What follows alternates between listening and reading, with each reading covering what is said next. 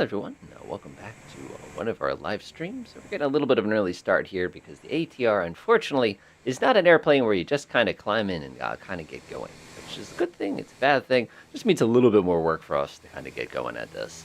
For those of you who like to join us today, we are on the East USA server. Currently, we're sitting in Echo Foxtrot Hotel Kilo. That's just north, basically due north of Helsinki, Finland. We're going to have a pretty good day today. We have a pretty good flight. Estimated time is about 42 minutes, give or take. So we're going to be in the air for a little while. We're looking at a cruise altitude of, let's call it about 16,000 feet. So if you're actually dialing in details in your FMS, this would be a good time to go ahead and start doing that. Takeoff time, we're hoping for about 11 o'clock, at least on my time today. It's going to take a few minutes to kind of get this thing all going. So I'm going to kind of go through the motions here just so that everything works the way that I need it to work, kind of a thing like that.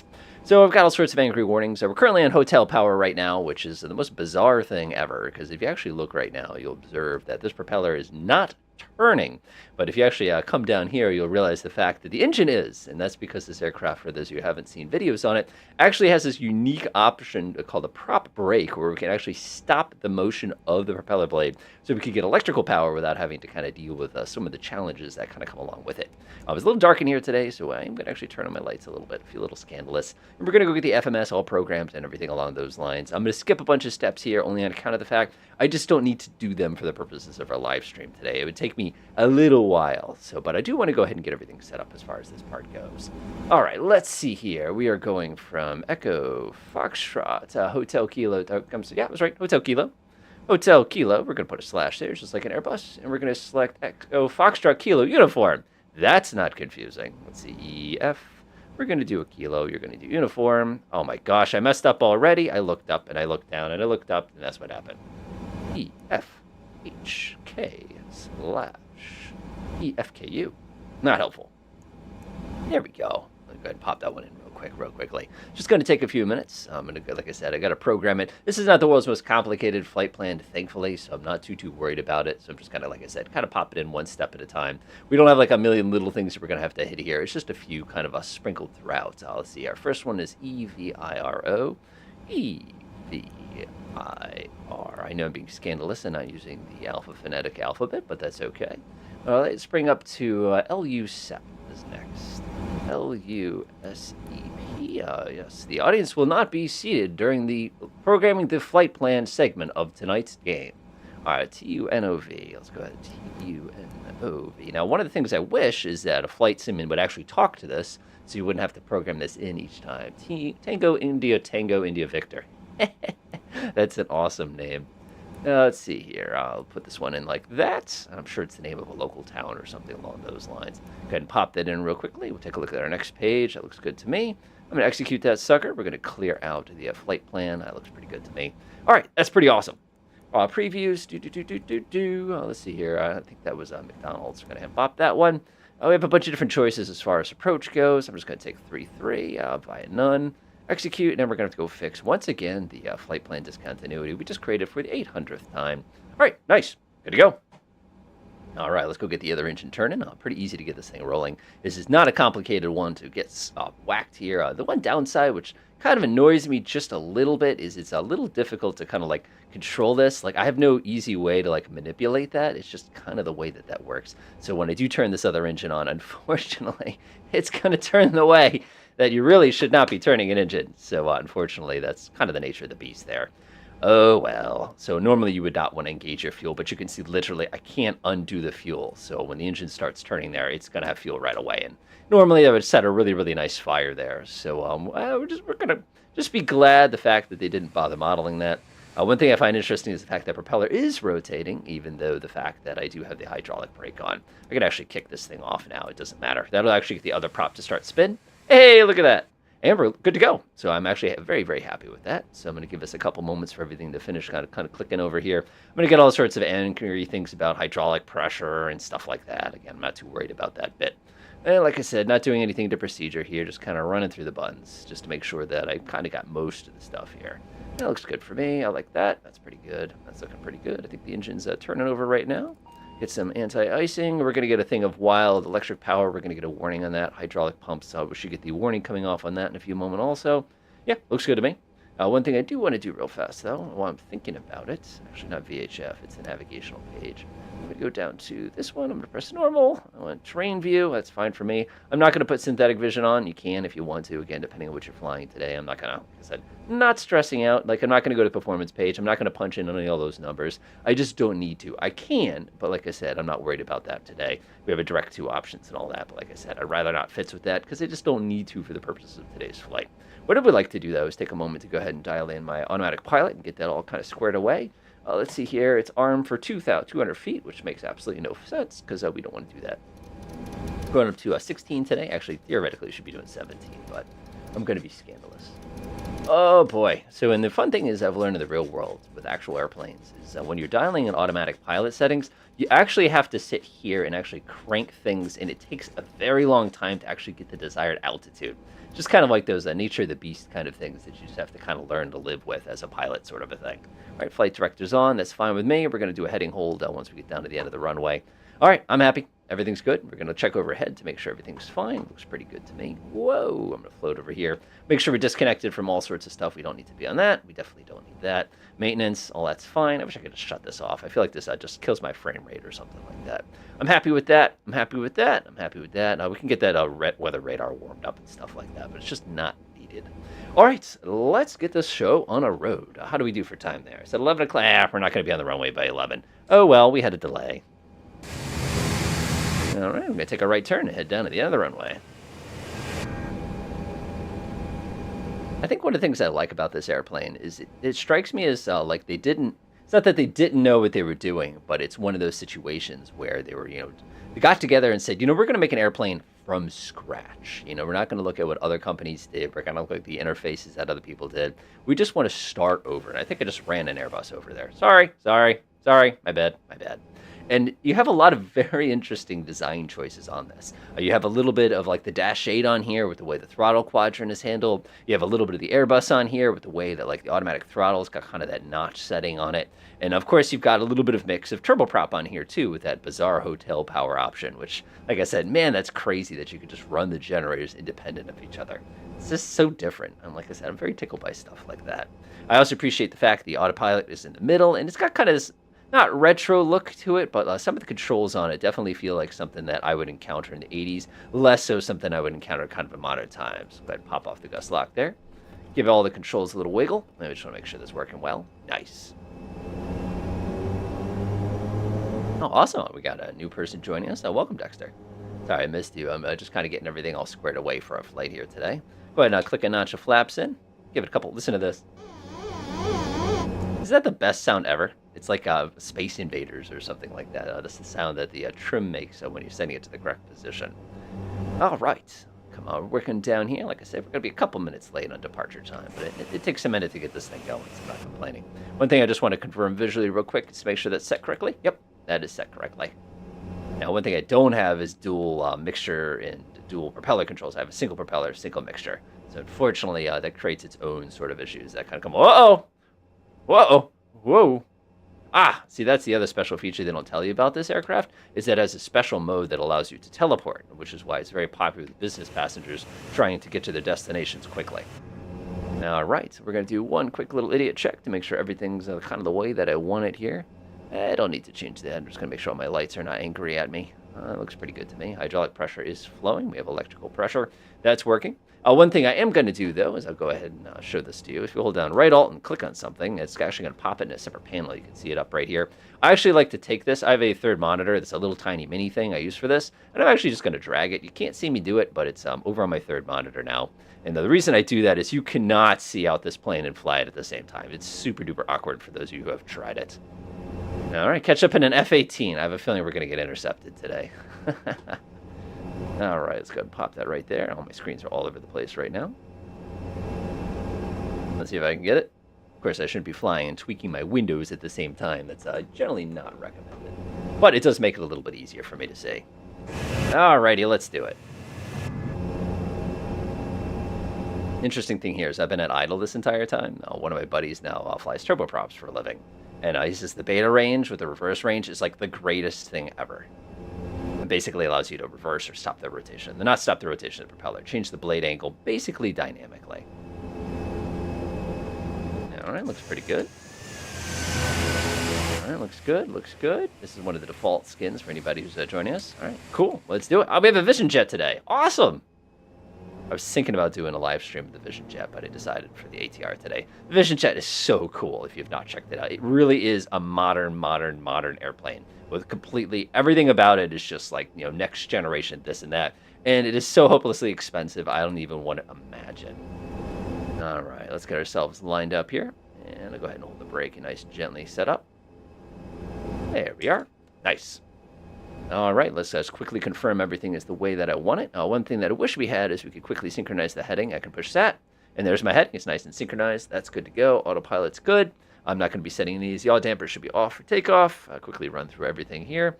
Look up here, make sure I didn't miss anything. Essential bus is working. Battery's on. I love how there's a wild power button on this thing. I just find that interesting. All right, this is set. That's set. No device. We can arm this. I don't know why we need to. Oh, we just turned them on. Sorry, guys. All right, strobe light comes on. Now that we're on the runway, lane lights come on. And that's it. We're going to use notch power today, which is this. If you look really carefully on the actual... You're actually going out of green. That's going to be normal power. That's notch power. Go!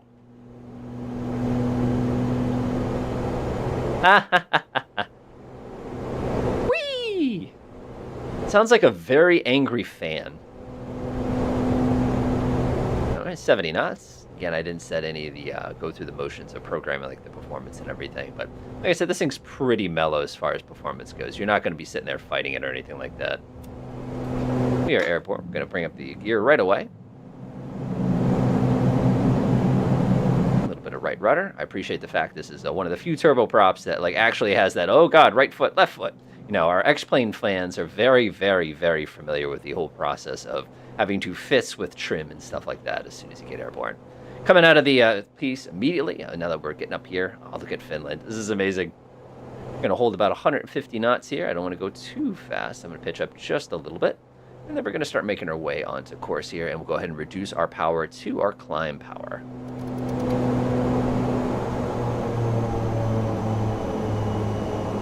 That is such a satisfying sound effect. Wow.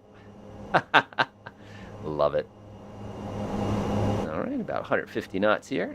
Come bring us out. We're still about a 10 degrees nose up. This would be the equivalent of noise abatement. I did not check my chart on this place on what the actual noise abatement procedure is. We'd have to go check that. I'm actually going to flip on my yaw damper, though, because we have the new patented Microsoft Flight Simulator Turbulence Plus Plus. For only $4.95, you can get Turbulence Minus Minus, which apparently is easier to fly in. All right, on course. I'm going to go ahead and bring us a little bit over to the right. Oh, getting bounced around a little bit here, but again, it's nothing chaotic, and we're not going to crash or anything like that. Imagine the passengers in the back are like, is this your first time? No, I've been nervous lots of times.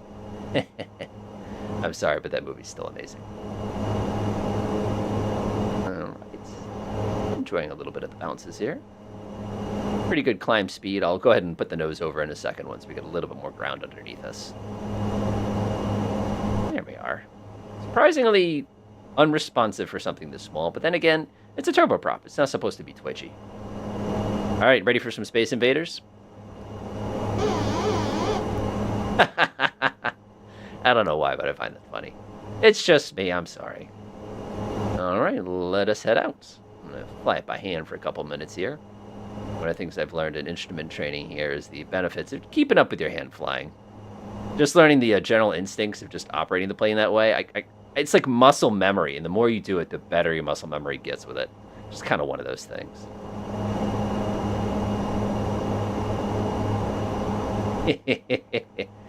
I heard it's like, I can't sleep. So I cannot sleep on a plane for the life of me.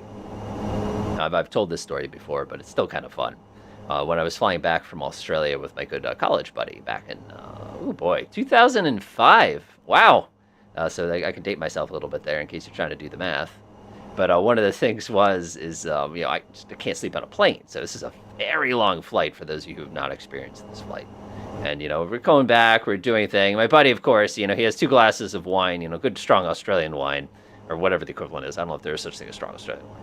And, of course, he passes right out, like, no problem. And I'm just sitting there, like, on the 747, like, we're all the way in the back. Just like, what do I do? I brought some, like, I think it was some CDs of, like, Tom Clancy novels or something like that. Just trying to listen to those a little bit, just trying to kind of keep the mind, like, preoccupied sort of a thing. And so what I decided to do is take all the pillows I could find and start making a pillow fort because, why not? And, I managed to get some of the pillows like above the seat and like below the seat and kind of like a little blanket going, like with my little like spy tent, like you can grow up like age wise, but you don't have to, you can grow old, but you don't have to grow up kind of a thing. I think it's just a personal philosophy of mine. So doing this for a little while, just kind of relaxing, doing my thing. And of course, the stewardess is going to come by and they're like, she's a little grumpy. She's like, what are you doing? It's like, keep you busy. I can't sleep. Kind of a thing like that. So we fast forward the story, of course, from when we finally get back on the eastern coast of the United States after being awake for 42 hours, I think it was. And you want to imagine how many hours of that was actually flying as well. One of the things is, finally we go, we should get some food. And like we'd had breakfast, they fed us twice, and like dinner, and then they had a delay because the computer system wasn't like letting us get in, even though we had U.S. passports. Oh, you know how it goes. Travelers know. And then, of course, we're sitting there, we get back, and it's like, we should go to McDonald's or something like that, which was like a fast food for us. And like my brain it just wasn't there. And then, of course, you're on Australia time, which is 14 hours ahead. And then you're trying to adjust to that 42 hours, and you're just trying to function, but like part of you is already off, like completely, unbelievably disabled. And you're like just trying to function. You're like, I hope I can get to sleep. Finally crawling to bed at like 9:15 that night, kind of a thing like that. And sure enough, I blacked out. That is putting it lightly as far as that goes. So it turns out I pressed the LNAV. I already had LNAV arm. My bad. But we're on pitch hold right now because 7.5 degrees. There it is. I don't know. It's just easy. Like I said, too much IFR training. Everything is pitch and power for me now, and it's not that it's a bad thing. It's realistic and interesting, but it's just a different way of flying, and I'm still kind of getting the hang of it personally. All right, let's go take a look at our knobs and gauges and make sure everything's good. I'm happy with that. We're going to go ahead and flip off the landing lights. We got plenty of altitude here. I don't need to worry about that. I'm not even going to turn that on. I just don't need it. All right, we're at the top of notch. We could go up to max here. That's looking good. Parking brake is disengaged. Power is at 92%. Trim is set good. Tulu is at low speed. That's good because we don't want it to be any faster. These are good. One of the things I kind of like about this plane is we can actually change checklists here. So if I actually go all the way down here and go down to normal procedures, I could actually hit this. And if you look, it'll actually give you a list of all the different procedures that you can do. So unfortunately, I can... Oh, I hate it when I do that. Normal procedures. Come on. Fine, be that way, jerk. Boop, boop, boop. Go back down to normal procedures. I'll go say hi to everybody in a second. And I want to scroll down to after takeoff. Up. And you can see here, it walks you through. It says, after takeoff, if engine's out, engine up, good enough for me. So William actually asked an excellent question. He says, why doesn't the trim make cool sounds when it's under the control of the AP? The answer is it does, William. The reason you don't hear it is because that little sound only gets triggered if the trim changes by more than a certain amount. So if I hold the trim down for more than a half a second, you'll hear Space Invaders. If I don't press it, if I go tap, tap, tap, tap, tap, tap, tap, like that, you'll never actually hear the Space Invaders. Actually, I guess it's more of a Pac-Man thing, but it's just kind of me. All right, let's see how everybody else is doing behind us. So today we are joined by Snesra. We got the Vision Jet. I don't know why I can't see it. Must be a different skin. Lafarog, welcome. Great to see you. Let's see, the Codifier, welcome back. Heavenly Sins X, I don't remember. Excuse me if you don't. SDR, welcome back. I know Simon was back there somewhere a minute ago, and I believe we're going to be intercepted in a little while by an F-18. So that should be a pretty enjoyable experience for us for all. Now, another thing I find super interesting about this plane is like our condition handle is also our fuel handle. So if I pull this down, we actually shut the engines off. One of the things you'll notice is we're on auto right now, which actually is limiting our NP, which is, again, this is our propeller, is going to be a different RPM than our actual gas generator. And one of the things that's wild about this plane, if I were to go like this and actually snap that up to the next setting, you can hear that the NP didn't really change. All we did is change the pitch of the propeller blades and make it really, really, really loud right now. So you can hear that very clearly, what that does. But again, I can slip it back down to auto, and then the computer will automatically set the appropriate RPM for us. And it's just different. Like, again, that's for those of you familiar with the Dash 8, the Q400, it's the same system. And it's just, I don't know, I find it very interesting. It's different. I'll show you another fun thing to do with this, for those of you who haven't seen it. Is if you come down here, we actually have an option, which I find kind of cool. We can change our power management. If we set it to cruise power, we're going to have more power. Watch this. See it? Now, the designers, I guess, chose to go ahead and make the aircraft so that our cruise power is actually higher than our climb power. that usually means that there's something I'm doing wrong that has caused this particular situation to be this way. Because that seems a little surprising, because we're at 97% power right now, even though, again, our propeller speed doesn't change or anything like that. No danger on the ITT, and obviously we have no over torque or anything along this line. And yes, please ignore the fact that it says I have no fuel on board. I didn't bother programming it, so we're just going to hope we have fuel on board so we don't crash. Again, who designed this thing? All right, 13,000. We got 2,000 feet to go. We're cruising quite nicely over Finland. Speaking of Finland, one of the interesting things was, as somebody had mentioned in the chat a few minutes ago, is that Finland NATO now, which is absolutely wild, because it's just one of those things that's fun.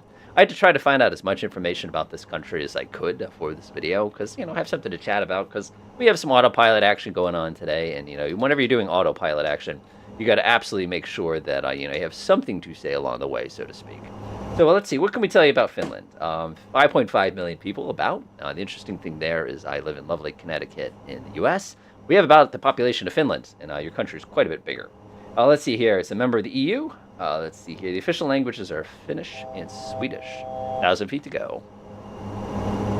One thing that I've always heard about Finland is the winters are amazingly cold.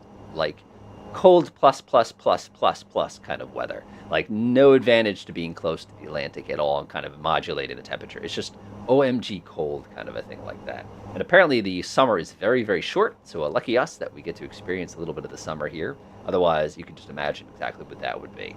Let's see here. It's apparently a popular tourist destination, and the big thing is its natural beauty in the outdoors. When I look out this window, one of the things I noticed when I was planning this flight is the amount of lakes in this place blows my mind. I cannot get over how many little lakes there are.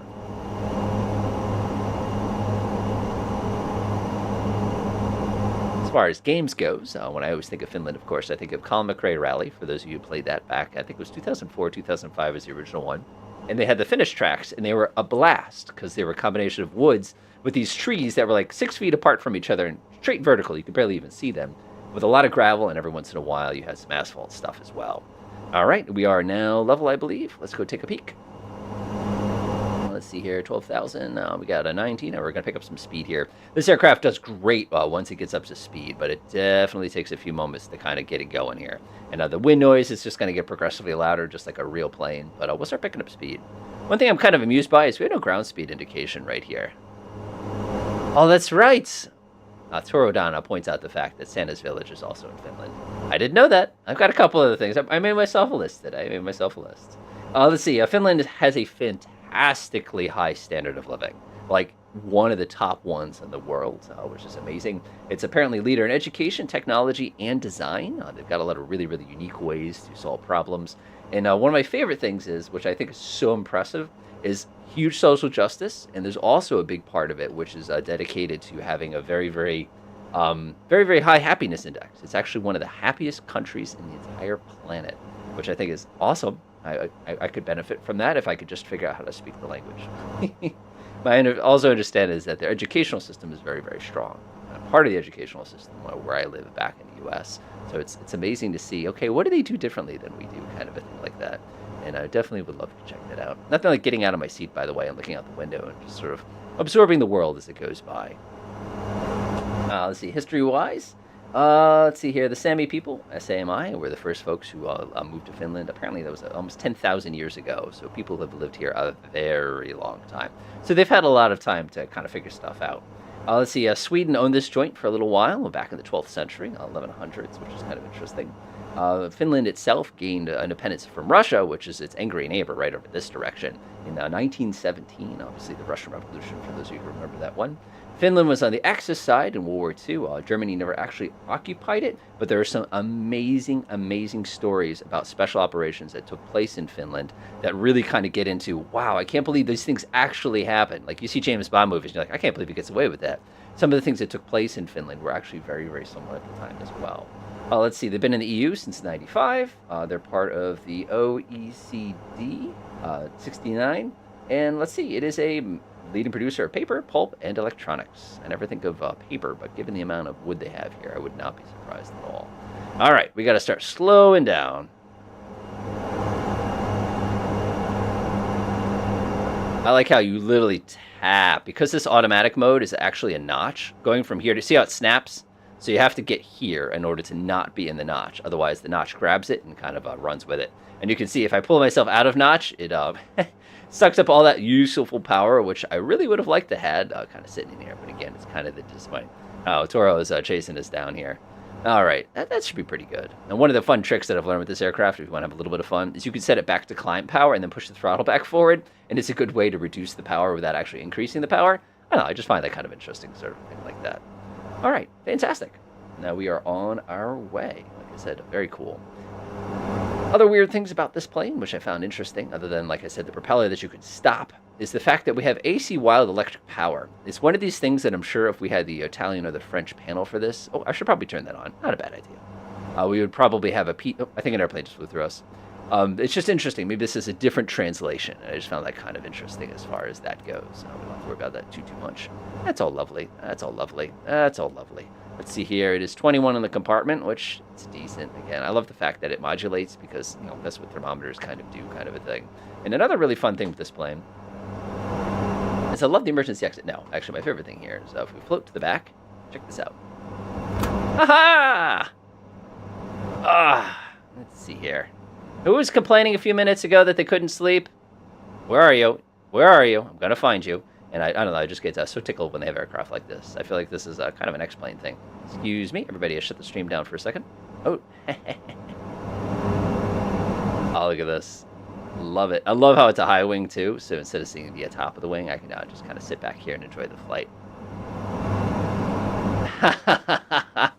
Lafarog, you can shut that off, too, if you shut off your transponder, I believe. But that's kind of funny. I like that. Of course, I'm not getting any traffic warnings, which probably means I forgot to turn on my Tara or something like that, especially since everybody's flying behind me. This is awesome. I love this kind of stuff. One of the things I always like to do, too, is when you're flying, especially X-plane, is you'd float back here in like a 777, and you try to like land the plane from back here, like just kind of using the think system, and like, you know, watch like the wings bounce up and down and everything. And I don't know, it's just one of those kind of nerdy things that I like to do. What? And look at that, back of the front seat, kind of a thing like that. One of the things you should do. One of the things I do recommend doing if you are going to be using kind of the fancy cockpit doors and stuff like that, save yourself a camera preset on the window so you can quickly kind of jump between the back seat as well as the front seat. So that way you kind of have that opportunity to kind of do stuff. Nibru asks is, how can I fly around this plane? The reason I can do that is this is a paid plane, first of all. Not all planes have that capability. Some do, some don't. But there's actually a button that you can bind that allows you to move your camera. Oh my gosh, look at this. Love it. That allows you to kind of do that. Yep, awesome, Lafarog. Excellent. Of course, now I can't see you, but that's besides the point. But the reason I say that is basically some aircraft do have cabins you can move around in, but you just need to bind a key to camera forward. I'm not going to do that because the moment I press the escape key, everybody who's around me is going to go boing, and I'll snap about 600 miles back that way because I'll suddenly pause at the same time. I don't want to do that, but that's how you would set that. I'm actually going to shut this off because I really don't need to take a look at that. Yeah, traffic's on. It's just not working out so well. Let's put surveillance on. TCAS. Yeah, I'm on. For whatever reason, it's... That was a mistake on my part, because obviously if I leave that on now, all of a sudden I'm going to get a bunch of little dots for traffic here. TCAS is on. TRR is on. Yep, that works perfectly. I go back to comm. Good enough. All right. Excuse me. All right, let's do a quick little see how we're doing here. So our next waypoint... Actually, wait a minute. I got a button for that. Why am I doing that? I love how you got the prog button. One of the things I like to say is you can do a heavy metal or you can do progressive metal. You just have to change the setting and the options down below. But one thing I really am amused with here is it gives me an estimated fuel on board, even though I'm not carrying any fuel on board. So I'm just going to kind of ignore that because it's just kind of the nature of the beast if you don't set it up the way you're supposed to, kind of a thing. I can do VNAV, but I can't get the OBS to work. Sneers up. Oh, what do you mean by that?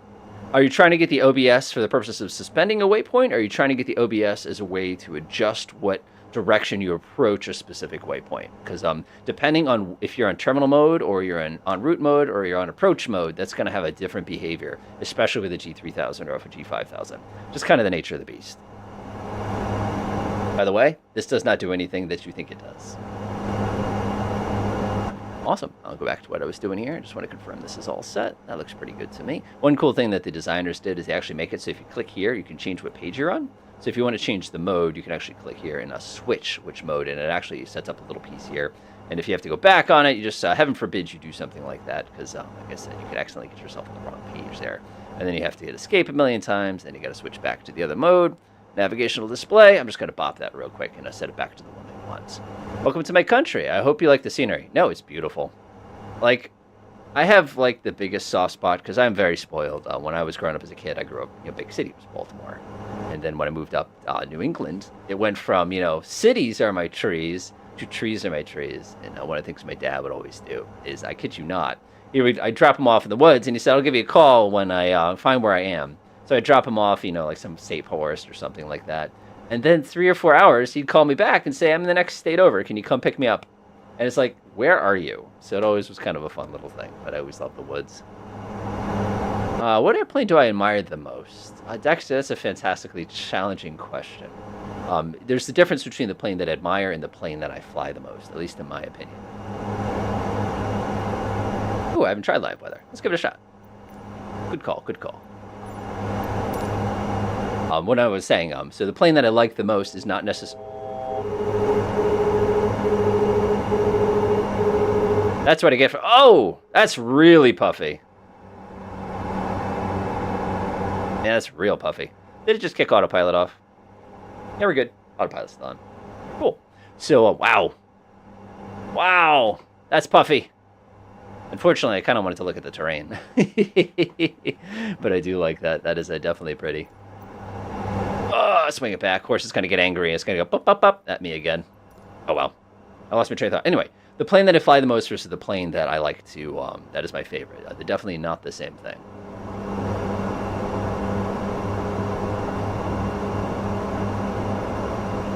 So, SNESRAP, I don't know without looking at it as far as the G3000 goes. I know that there's an option where you can adjust it in the flight plan page itself on the real one. I'm not sure how they may or may not have simulated that on the one that we know. Yeah, it's better. All right, let's see here. Fishing guide update. I just missed it. Okay, admire, Cupio, rye bread stuffed with fish and pork fat. So that's the thing I have to track down. So it's one of those things. I cannot pronounce that. Cuopio. Cupo? I'm not going to get that wrong.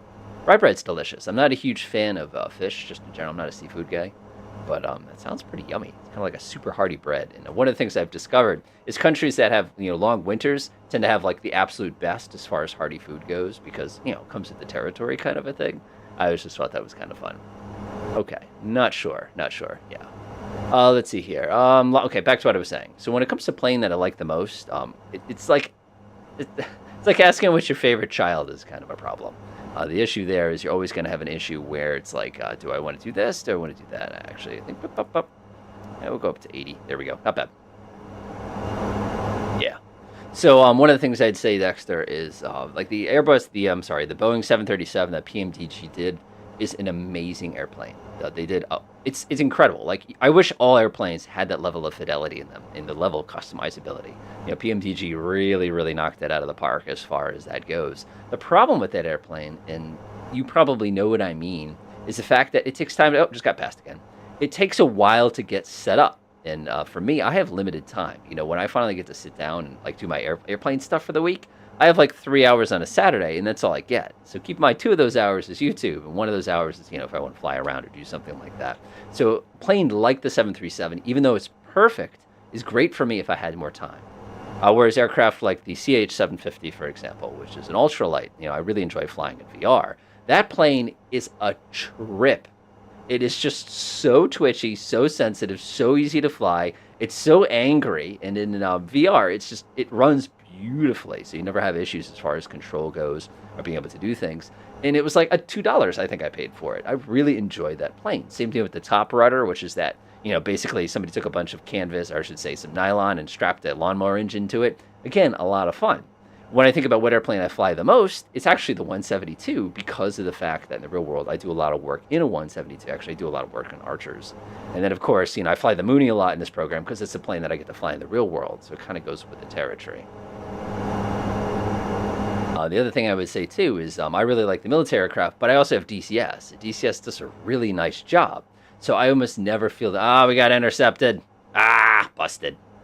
DCS does a really, really nice job. Like, if I want to fly the F-16, I'll do that. But if I want to fly the F-16 around my house, not my house, well, literally and figuratively, I could do that. Likewise, if I want to do helicopter stuff, which is fantastic in VR, but, you're not going to fly for an hour in a helicopter. That's punishment.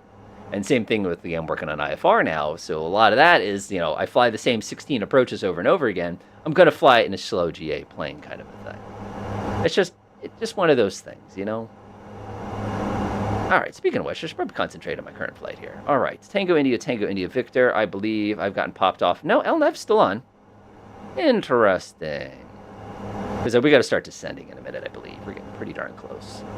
Oh, what do we got here? Top of descent is, I think it's right after Tunov is going to be the next waypoint. There's Tango India, Victor. Let's see here. We need to actually start descending before that particular point. So if I could just read this off. There's Tunov. We actually got to start descending right at Tunov. All right, let's do it. All right, let's do it. We're not going to fly the ILS. We don't need to. One fun thing that I learned in IFR training, by the way, for anybody who's pursuing it, is, believe it or not, a GPS approach is not considered a precision approach. I know that sounds like that doesn't make sense, but it's just not accurate enough. And well, at least they say it's not accurate enough. It's really, honest to God, it's more accurate than an ILS half the time. But, as you can definitely guess, it's just not precision. So it's just kind of a funny thing that happened. All right, so we need 9147, 312 feet, 1,300 feet traffic pattern altitude. All right, 1,300 feet. I'll probably level off at $2,000, though. I don't want to get too low. We'll do 1,000 above. 2,300. I like that. All right, top of descent's coming up. Finnair flies the 72-500 in real life. Yeah, that's awesome. Finnair, like I said, if I ever visited, I'd have to find out what to do. I kind of want to go back to Iceland, because Iceland is not a hard project for me to get to. I know that sounds weird, but it's also a small country, so you can kind of spend the weekend there and fly back kind of a thing without, being more stressful than going to California or something like that. I just find stuff like that very... Am I being intercepted by a Spitfire? Nice. All right, I've got Tunov coming there. We're a little off course, but again, nothing that really matters as far as the long term goes. We'll get ready for the stuff. I wish I had an extra monitor. This would be easier to keep track of everything. Up. That's going to be all of our stuff. Procedure completed. We're going to go down. Like I said, I didn't do anything by the book here. I just was enjoying a nice little relaxing flight here. We're going to do before landing. Right to approach. Press the validate button. Seat belts, landing lights, altimeter, cabin altitude. Landing lights are good at any speed in this plane, so I can actually flip them on now. Go all the way down to normal. I'm going to go all the way down to before landing. Press that. Now, the fun thing in the real world is when you get to the before landing thing, because I always fly with my wife almost universally, and she's always my co-pilot. It's a situation where, we have to stop halfway through a checklist because we're not ready, because we're not cleared or something like that. It's always kind of fun. Oh, hi, Dexter. Oh, no, excellent. Southern California. It must be pretty early. Well, not crazy early in the morning, but it's definitely earlier in the morning for you. I've been to California twice at this point. I need more time with the country, or it feels like a country. I need more time with the state to be able to get familiar with it. All right, cabin crew is advised. Yeah, I've already yelled at them. Hey, make sure you guys close the door back there. Let's see here. Landing gear, 3 greens. Can't touch that until we're ready to go. So holding checklist is usually a thing there. Not bad. I'm amazed how much of this country is forested, but one of the things I think of, too, is that one of the things I was saying earlier is the fact that this is what I think of when I think of Finland. But I'll go ahead and remove that for the sake of, being June kind of a thing. I assume the snow is gone most of Finland at this point. All right, looks good. Cruise, power. Again, very easy to fly this plane, other than getting it set up. I do find this plane a little difficult to set up. Not difficult, but, time-consuming. I love this, by the way. Isn't that awesome? It's got, its own little panel on the side for, all sorts of different gauges on it. I love this. I also like how there's a button that says yes. You get all sorts of very angry alarms when you play with that one, so be mindful of that. We have no... Let's go to the generator. There we go. Good. I love how the frequency is not even, which is extremely accurate to the real plane. One of the things you find... Oh, yeah, don't worry. That was a maintenance warning. One of the things you get in the real planes, of course, is electrical systems are not even like they are in a flight sim. So, when you're at low RPM, things will come on and off, and they'll flicker and get, dark on you and stuff like that. You don't actually see that in the real one. Okie dokie. What do we got here? 105. What do we have? VR, V2, V1, still V1. VGA, go around. VAP is 94. We'll add 5, so it's 99.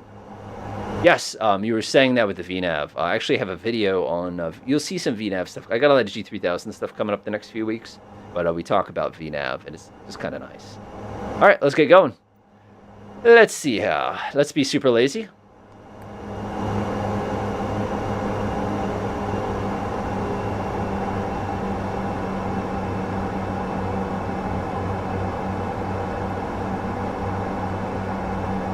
Love that button. I love that button.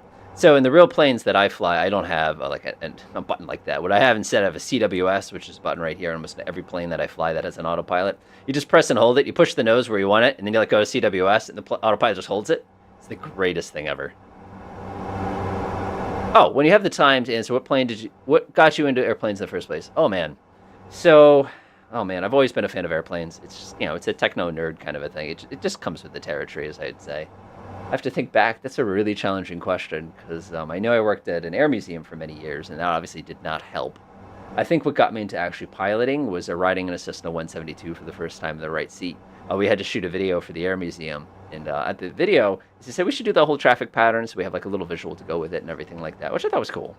So of course, we flew the traffic pattern. I was sitting in the right seat and doing like the videotaping and everything. And it's like, I'll take the controls, and I just remember being like, yep, I have to do this now. And then many years later, here we are. It's just kind of one of those things that just sort of happened. My favorite plane of all time, in case anybody's curious, everybody kind of knows. I have such a soft spot for the F-16. I know it's a military aircraft, but it's so smart of an airplane, and I'm so obsessed with it. I also love the F-86 and the F-104 because they're just silly, and I love those transitional periods. When it comes to big planes, airliner-wise, I'm a huge fan of the 757. The reason being is the fact that it's just right. It's a little overpowered. It's got good range, but it's also like a 737 in the sense that it's relatively easy to kind of control. I'm also a huge fan of like the L-1011 and stuff like that, or the DC-10s. Those like extremely bizarrely complicated planes. World War I, propeller jockeys, of course, I like things like the B-36, which is just awesome. No plane like overkill. I would love if they did a B-36 for. I actually had not the owner's manual, but the actual pilot operation handbook for one of those for a while because I got it from the museum. So it's just, I don't know, slightly obsessed. And then of course for small airplanes, I like the Mooney. I did not like the Mooney when I first flew it. I thought it was just dumb.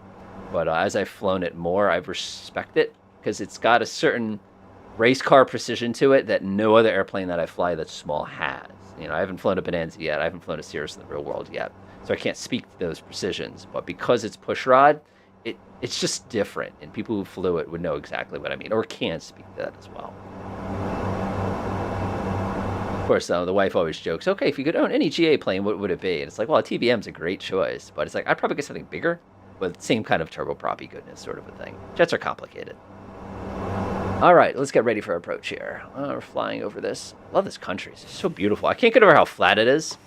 Like, that's just not that it's killing me. It's just, I can't, it's just so flat. I don't know, that blows my mind. All right, let's see here. So we're going to be traveling, it's going to be 26 magnetic to Tango India Victor. And that's going to put us over a lake. The lake is Kalavesi. I probably pronounced it terribly. I don't even want to try. I had enough trouble with Swedish. I don't even want to try Finnish, kind of a thing like that. All right, there's our turn. Actually, we might be able to see the airport from here. It's going to be like right there, I think. So we have to kind of go over this lake that you're going to see in a moment, and then we're going to take a left. All right, let's see. That's wild. I flew my first 172 at age 12. Oh, that's amazing. I was not that young at the time. I was definitely older. I was, career bound and all that at that particular point. But like I said, it's amazing. And airplanes also that I have soft spots for. In case anybody didn't know, I love Eastern aircraft because they just have a different philosophy for things, and it's very manual and very, very visceral and very like you have to do everything yourself. And they have kind of a when it comes to the West, especially like with checklists, we're very, very strict. Every component has this, the crew has this duty, do this, do this, do this. Whereas in the East, the concentration, at least my interpretation, talking to some folks who visited us from them, it's different. It's the captain's I don't want to call it instinctive because you can't do that. That's too dangerous. But there's a certain level of almost work it out. It's just like a physical, it's just a different way of doing it. I almost call it freestyling as far as operating the airplane goes. And that philosophy actually shows up in the airplane design itself. And I just find that kind of interesting. Like, you think of the Millennium Falcon, like, I'm just using a Star Wars example. When you do those kind of aircraft, or do that particular spacecraft, it's just everything's kind of everywhere, and you really have to be skilled with making the systems behave in a certain way and improvising. That's a very Eastern philosophy. The Western philosophy when it comes to design is, emphasizing your procedures, and emphasizing lists, and emphasizing, this, and when this goes wrong, do this. And it's just, I don't know, I always found that so fascinating. And like I said, the airplane reflects that too. When you get in a Yakolev, basically anything, you have crew members who are just specialists at their thing. The pilot, I'm here to like kind of get us on the ground. My navigator's here to navigate. It's just different, and it's fascinating. And I always really respect things like that because it's interesting. One of the things I find interesting too for the chap who's flying the Cirrus Vision behind me somewhere is that aircraft has an automatic land function for the passengers. They can actually reach up and push a button and automatically land the aircraft, which I think is awesome. But at the same token, it's like, huh? It's just, again, that philosophy is just different. And I don't think there's anything wrong with automation. I think it's fantastic. It makes our life safer. When I first got a G5 and a 172, I'm like, how do people fly with this 6-pack of instruments? I don't think I could do that anymore. It's kind of one of those things. Okie doke. Let's get ourselves set up here. So runway today, let's see here. It's kind of waxing. That's okay. I was going to go flying this afternoon, but the weather's kind of bad. Let's see here. Runway. We have runway tree today. So we're basically going to be going up and kind of kicking to the left here. Not quite a Cirrus approach, but it might as well be a Cirrus approach. Landing this thing, by the way, is not fun because of this custom throttle that they built. I really wish they just left it alone, but I've complained about that already, so I'm not going to whine much. This is such a beautiful country. The other way I know Finland from games, by the way, is actually Steel Beasts. Steel Beasts is an incredible game. The people who make the game would say it's not a game. And I'm like, you could do some pretty gamey things in it. But that's okay, because you can do gamey things in the real world with a tank, too. And I'm just so fascinated by the density and how flat everything is. And because of that, it creates kind of a problem.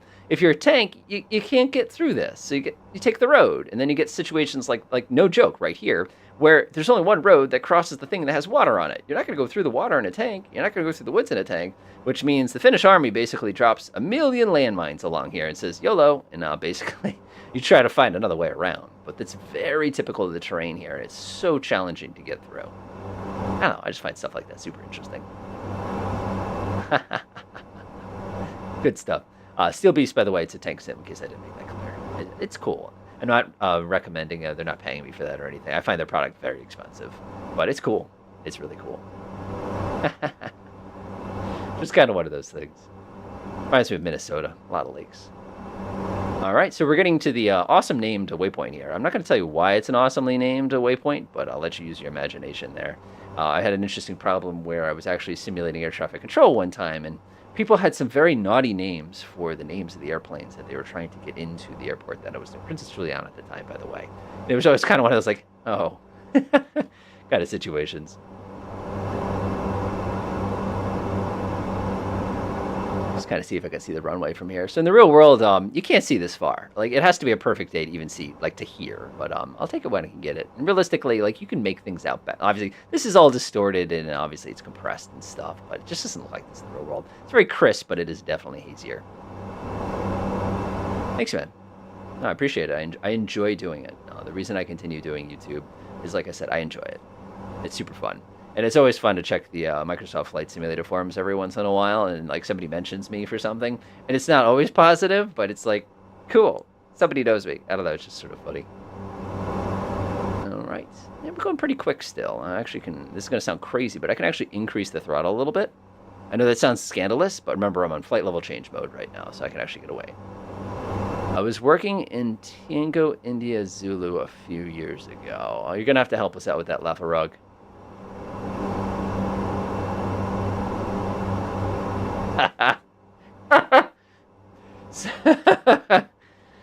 Yeah, about the 737 using reverse thrust out of the gates.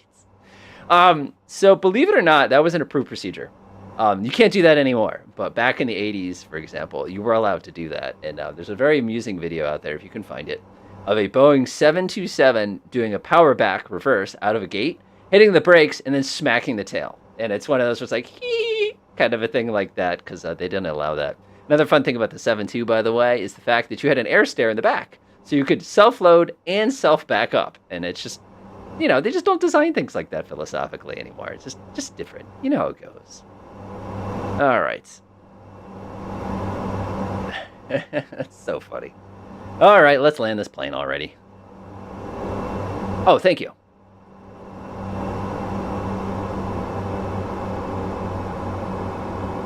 We're about to pitch over very aggressively. Hey, go look it up. It's kind of fun. So we have to be down to 2,500 feet. So I apologize, everybody who preset this up. Altitude, warning, warning. So on the aircraft that I fly, there's no altitude alerter. So when you go to do things like this, it's never going to get it. Let me help you. So when you do go to actually come down to a specific altitude and actually fly the plane correctly and everything, unlike what I'm doing right here, one of the things you have to remember that because the plane just keeps descending and then it'll crash. So during approaches, you have to be really, really, really cautious about that. All right, let's come in for a landing. All right, this aircraft is very, very pleasant to land until you try to do the last 100 feet. It's just because of this the thrust on this, basically, like I was mentioning before, there's a gate that you actually can grab onto, and if you grab the gate, it basically stops you from getting kind of the finesse you need in order to safely kind of get this thing all lined up here. Alrighty then. Now watch this, watch this. I'm going to go ahead, heading hold, click, heading hold, VLS1, approach. Somebody's done that before. First time I had an aircraft do approach without me interfering it and landing in the autopilot, I thought I was going to crash. It's one of those things that we do it in flight sim all the time because, like, the autopilot will get it for us. In the real world, I'm terrified of letting the autopilot fly an approach, even though it does a better job than I can. All right, nice and easy approach here. Going to get us all nice and lined up here. I believe they said my approach speed today was going to be... This is convenient. I wish I had this on a 172, not that you need it. I think it was 94. It's going to be 100 knots today. So we'll be using 100 knots for that approach speed.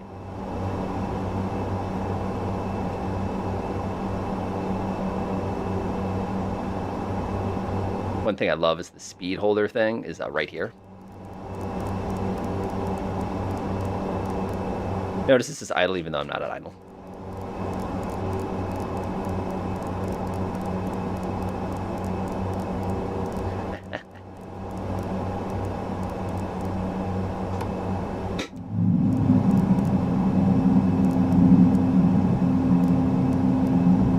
There we go. Nice.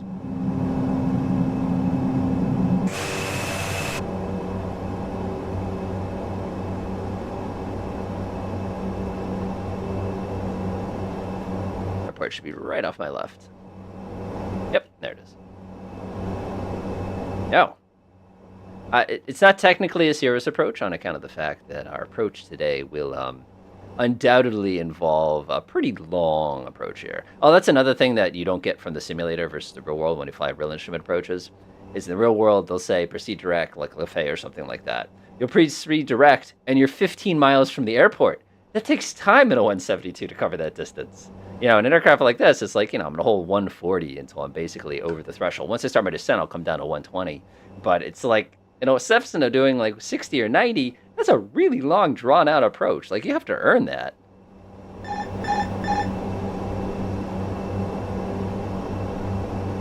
Whee!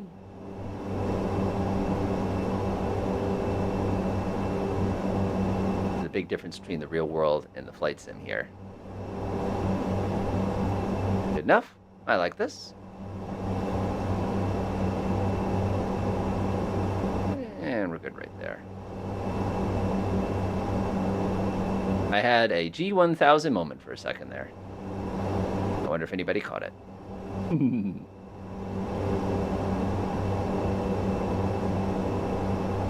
All right, let's get ourselves down to the ground. Fortunately, this is where I really, really like having a separate set of crew because they could help me out getting the correct frequencies. Let's see here. ILS. That looks pretty good to me. Cool. Maybe this is a non-precision approach, but I'm fine with that.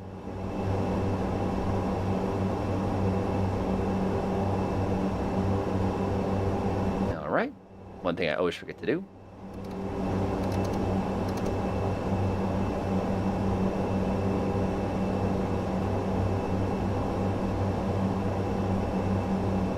So it's all nice and lined up.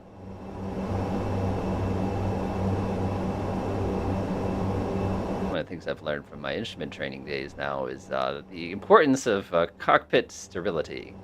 You know, you don't want cockpits reproducing. That would be dangerous.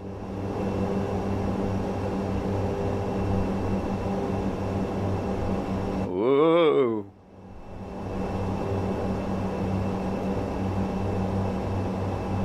Not bad. Not bad at all. Are we down to about $2,000 here?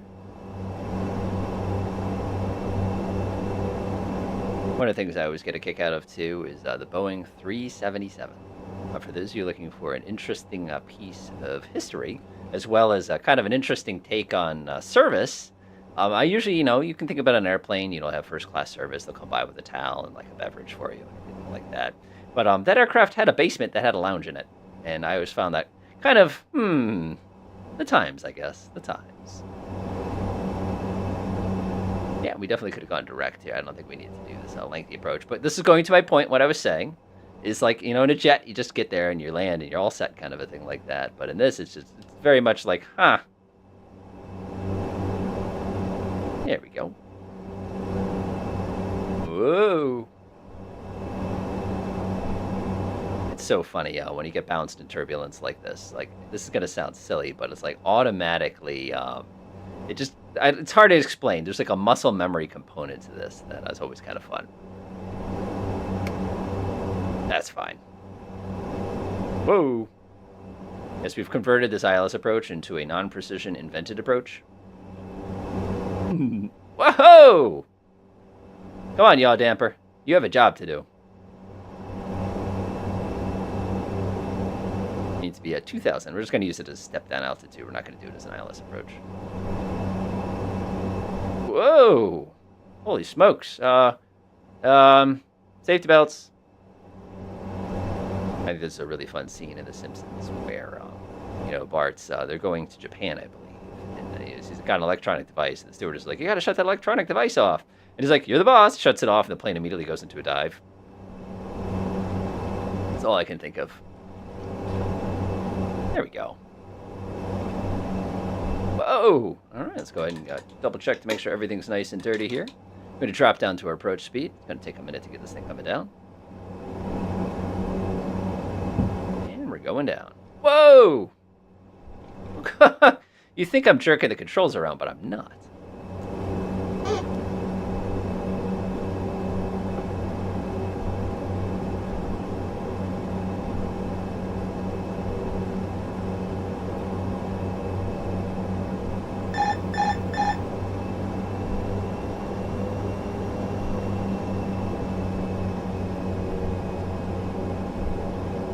That is some very, very real turbulence. I am impressed.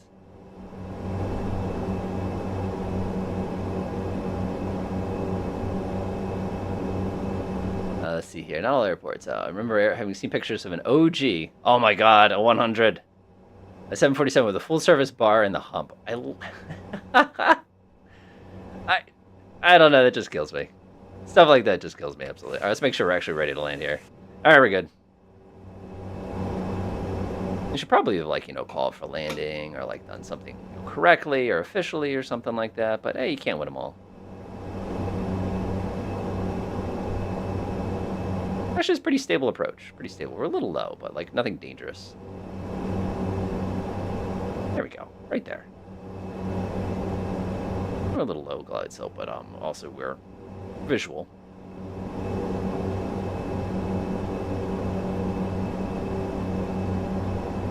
Too high here.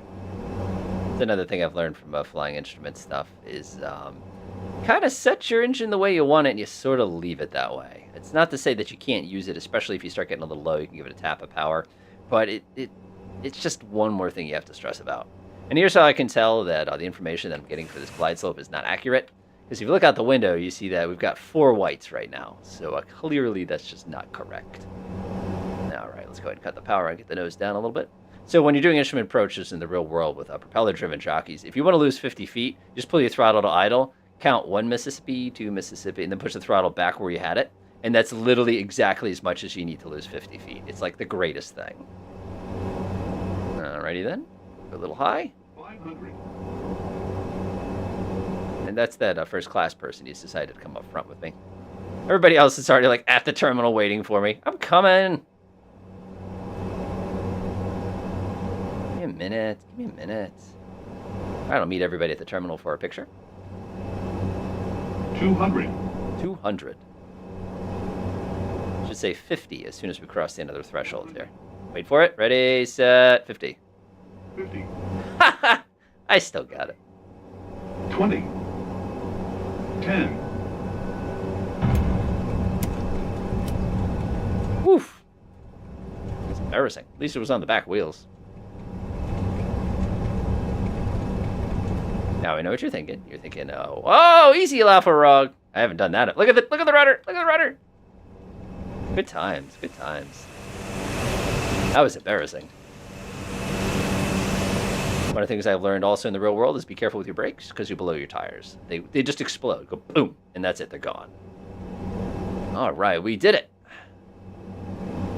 Nice. Very nice. Very, very, very, very nice. Not the best landing, but I think it was getting some frame rate issues there. Yes, remember, blame all bad landings on weather and frame rates. Never blame it on yourself.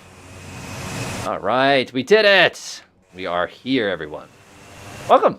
This is KUOPIO. Poopio. If you'd like to join us for a picture, I'll be right over here at the terminal. I really should shut off the generic aircraft thing, because otherwise I'm going to have a lot of 787s in this picture, but that's okay. Sometimes that happens. As always, when we reach the end of one of our live streams, I always like to ask folks if you have any questions, comments. Whoa! Questions, comments, suggestions, anything that you're interested in seeing more of in future flights, things you'd like to see some videos on. I do make little notes, and I actually go back and I adjust them over time. All right, let's go ahead and flip my airplane around here. I'm going to do a 190-degree right here.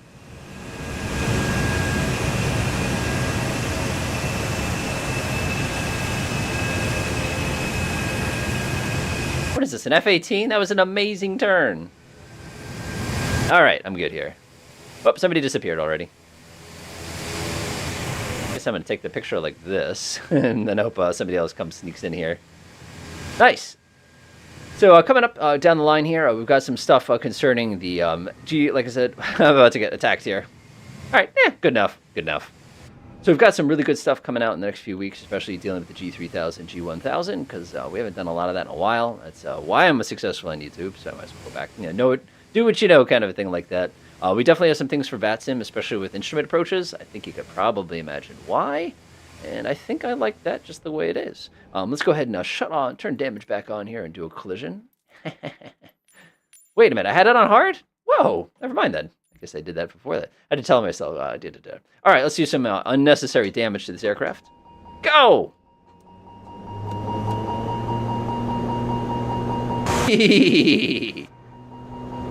I'm going to aim for that gap right there. I'm sure that'll give me enough space.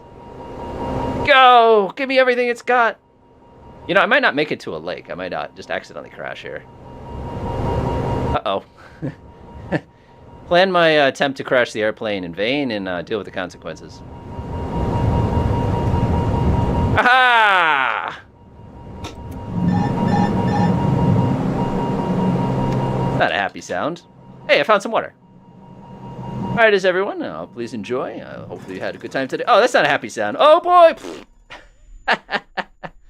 Have a wonderful afternoon, everybody. Hopefully you enjoyed, and we'll see you again in about 2 weeks, as well as on our usual channel.